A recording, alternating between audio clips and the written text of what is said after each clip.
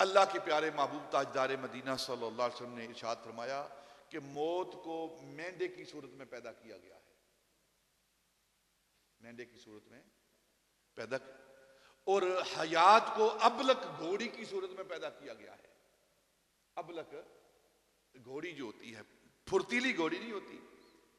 جس کی رفتار بہت تیز ہوتی ہے، جو بہت پھرتی والی گھوڑی ہوتی ہے، بہت چاقو چبند گھوڑی ہوتی ہے نا، اور حدیث پاک میں آتا ہے اس کا چاقو چبند ہونا کیسا ہے، اس کی رفتار کیسی ہے۔ یہ ابلک گھوڑی جس کو حیات کے ساتھ تشبیہ دی گئی ہے، یہ کیسی ہے کہ اس کی جہاں نظر جاتی ہے وہاں اس کا پہلا قدم جاتا ہے، یعنی موت اور حیات دونوں کو صورت میں پیدا کیا گیا ہے، موت کو مینڈے کی صورت میں اور حیات کو ابلک گھوڑی کی صورت میں یہ پیدا کیا گیا ہے۔ اب حدیث پاک میں آتا ہے جب سارے فیصلے ہو جائیں گے نا اس دنیا سے جانے کے بعد، حشر برپا ہو جائے گا، کافر گنہگار جہنم کے اندر چلے جائیں گے، نیکوکار جنت کے اندر چلے جائیں گے۔ ساری احادیث کا مطالعہ کر لیں، ہم پڑھیں غور و فکر کے ساتھ۔ اللہ کے محبوب نے فرمایا کہ جہنمی جہنم میں چلے جائیں گے، دوزخی دوزخ میں چلے جائیں گے، اور جنتی جنت کے اندر چلے جائیں گے۔ تو پھر اللہ رب العزت فرشتوں کو حکم دے گا جن کی ڈیوٹی ہوگی کہ اب موت کو لایا جائے، اب موت کو لایا جائے۔ تو اس موت کو مینڈے کی صورت میں لایا جائے گا ان دونوں دیواروں کے درمیان، جو جہنم کی دیوار ہے اور جو جنت کی دیوار ہے، اس کے درمیان جو جگہ ہوگی وہاں اس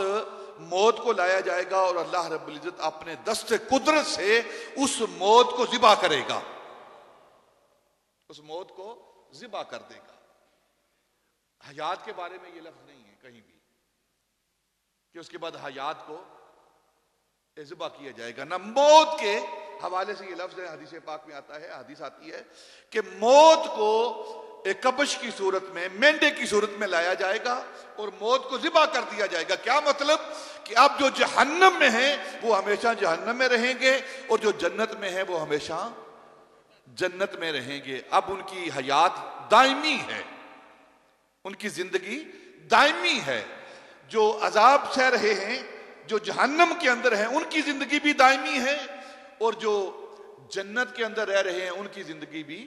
دائمی ہے۔ اور پھر ایک اور بات، دونوں کی زندگی دائمی ہے، لیکن تھوڑا سا فرق یہاں ایک محسوس کر لیں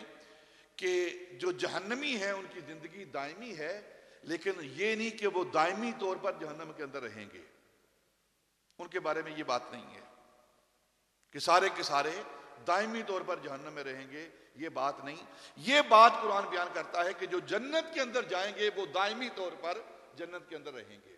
یعنی کہ جس کو جنت کے اندر داخل کر دیا جائے گا اسے باہر جنت سے نکالا نہیں جائے گا، لیکن جو جہنم میں جائیں گے، اور نبی پاک نے فرمایا اگر ان کے سینے کے اندر جو دل ہے اس دل کے اندر رتی برابر بھی میری محبت ہوگی،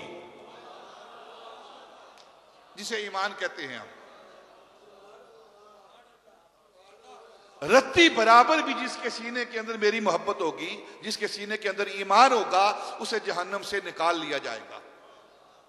اور پھر قربان جائیں پیارے آقا تاجدار مدینہ صلی اللہ علیہ وسلم کی ذات پر، اور آپ فرماتے ہیں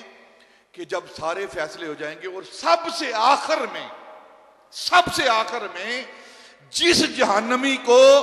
جہنم سے نکال کر جنت میں داخل کیا جائے گا، میں محمد اس کا نام جانتا ہوں، اس کے باپ کا نام جانتا ہوں، اس کے خاندان کو جانتا ہوں، اور دنیا کے اندر اس کے گھر کا دروازہ کس طرف ہے میں محمد یہ بھی جانتا ہوں۔